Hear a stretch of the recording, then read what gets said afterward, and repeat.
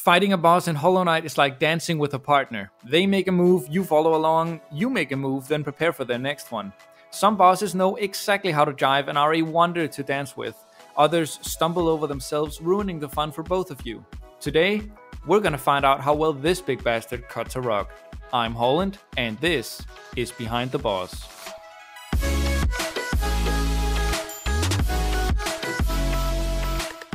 I got the idea for this video after having finally beaten Soul Tyrant on Radiant. Throughout my countless attempts, I spent much time contemplating the intricacies of the fight. Was it even any good? Could I blame my many losses on the boss's poor design? The latter would, after all, be quite beneficial for my ego. Sadly, I came to the conclusion that I was just bad at the fight. But really, this wasn't bad news at all, because once I had finally managed to beat it, I was ecstatic. I had beaten the Soul Tyrant. I had learned all of his moves, how to respond to each of them, when I could strike the boss and when I had to stay back and play it safe. The hard-fought victory felt like my achievement. With all of that said, the Soul Master fight isn't perfectly designed, but it's damn close. I'll get into criticisms later on, but let's start with a brief overview of the fight. Soul Master is the head of the Soul Sanctum. Through diligent studying, he has learned to wield the mystical power of Soul, having tragically been driven mad in the process. The fight begins with Soul Master teleporting into the arena and letting out a threatening roar. He will then perform one of 5 attacks in seemingly random order, followed by teleporting to a new location at least once before beginning his next attack. This repeats until he has been dealt sufficient damage to trigger his second phase. During this phase, the Soul Master performs fewer but more aggressive attacks, desperately trying to fend off the knight before he himself is defeated. After slamming into the ground several times, he will take a few moments to summon homing orbs at random locations in the arena, whilst remaining vulnerable to attacks. Once he has dealt enough damage in this form, the Soul Master, or Soul Tyrant, has been defeated. In essence, the fight against Soul Master is really quite simple. He attacks in a conveyor belt-like fashion, cycling through attacks in each of his phases, interrupted only by the occasional stagger. But despite its simplicity, the fight is a real joy. It contains everything you would want from a good fight. Time to heal, opportunities for easy hits, attacks that are fun to dodge, and last, but certainly not least, a minimal amount of randomness. But wait, I just told you that during the entire first phase, every attack is chosen at random. Well, given how similar in difficulty each of the Soul Master's attacks are, whether he uses one over the other doesn't have a huge effect on your chances of survival. Sure, you might be more confident in dodging his dash attack than you are in dodging his clock attack, but all in all the difficulty gap is quite minor, especially given how large it is during other fights. Soul Master also tends to play very fairly. If you get hit by his charge attack, it's your fault. You should have been ready for it when you saw him teleport to the far end of the arena. If you get fooled by his fake out slam, it's your fault. You should have been prepared for the risk he might do that. Almost every time I died to this boss, it felt like my fault. And that's a really hard thing for a fight to achieve, especially when we humans are so good at blaming it for our failures rather than taking responsibility ourselves. Another thing that makes Soul Master absolutely wonderful to go up against is something I might get in a bit of trouble for endorsing, nay celebrating. It's the fact that Soul Master gets around mostly by teleporting. There is an infamous case of another boss who loves to teleport, and many, including myself, find him very annoying to go up against.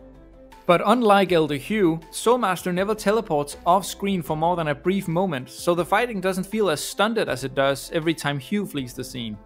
And what slight loss of flow is caused by Soul Master leaving the arena is more than made up for by what I love about his teleporting. And that is the fact that Soul Master doesn't risk accidental collision damage from repositioning. Few things annoy me more in this game than attacks that feel unfair, either because they blend in with the background, are caused by randomness, or lack proper telegraphing. And it's that last one that Soul Master avoids completely through his teleports. See, when a boss like the Broken Vessel wants to move across the battlefield, he'll do a big leap. Others may run across the arena or perform a little sidestep. Yet what Team Cherry must have not realized when adding these moves is that they actually make up a deadly part of each boss's arsenal. And the red-handed culprit? Collision damage. Because these repositioning moves aren't considered attacks, they usually don't have telegraphs. For those of you who don't know, a telegraph is a visual or auditory indication that a boss will perform a specific action, usually an attack. But even though the boss isn't trying to act offensively when repositioning, you still might end up standing in his way when he attempts to cross the arena, which then deals damage to you. This can be rather frustrating because it's often impossible to dodge a repositioning move once the boss has already committed to it. I probably don't need to explain then how Soul Master's teleports avoid this problem altogether. There must also be a line of code to prevent him from teleporting right on top of the player, because I've never had this happen to me. And so, whenever he wants to reposition, he politely gets out of your way and simply reappears somewhere else, and bam, no chance of accidental collision damage. The third and final thing I love about the Soul Master fight is that it allows for bucket loads of tactical finesse without being so hard that a novice can't beat it. Put another way, the fight has a high skill ceiling and a relatively low skill floor. Let me give you an example. When Soul Master teleports to either the right or leftmost side of the screen, he may be preparing to perform his dash attack. How you respond to this attack can be broken down into at least 4 levels of complexity, each response typical of a different skill level. Level 1. You aren't skilled enough at the fight to understand what this teleporting motion indicates, therefore you stepped too close and wasn't ready to respond properly. You took damage. Level 2. You recognize this as the dash attack and jump over the Soul Master as he floats by. You avoided taking damage but dealt none in retaliation. Level 3. Realizing the Soul Master was about to dash, you jumped early and managed to land a hit on the boss while he floated past. You took no damage and dealt 1 hit to the boss. Level 4. Having fought this boss a number of times, you've learned a special trick on this part. After landing your first hit, you immediately dash in the same direction as the boss is charging, cancelling the upwards momentum from the first downward slash and allowing you to immediately perform another one. You managed to land 2 hits on the boss. Isn't that crazy? This one terribly simple move has so many ways of responding to it. And here's the best part. I'm sure there's another level I don't know about yet. Maybe it's possible to hit the boss 3 times during his dash and I'm just not skilled enough to do so. This is exactly why, like a great story can teach countless lessons, a great boss fight can inspire countless ways of engaging with it.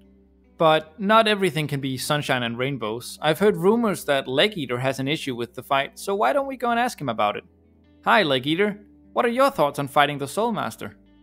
Well, thank you for asking, Little Knight.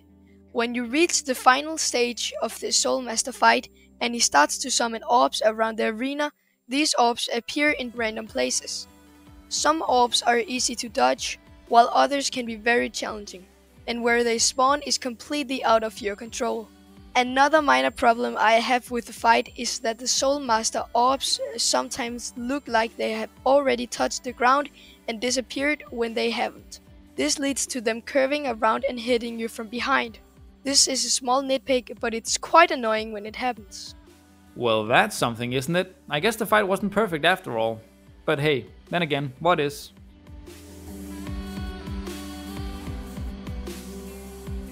Thank you so much for watching. And props to my little brother for that wonderful performance as Leg Eater. I hope you enjoyed it. Feel free to leave a comment down below letting me know what you like or don't like about the Soul Master fight, as well as what boss you'd want me to cover next. And as always, have a lovely day.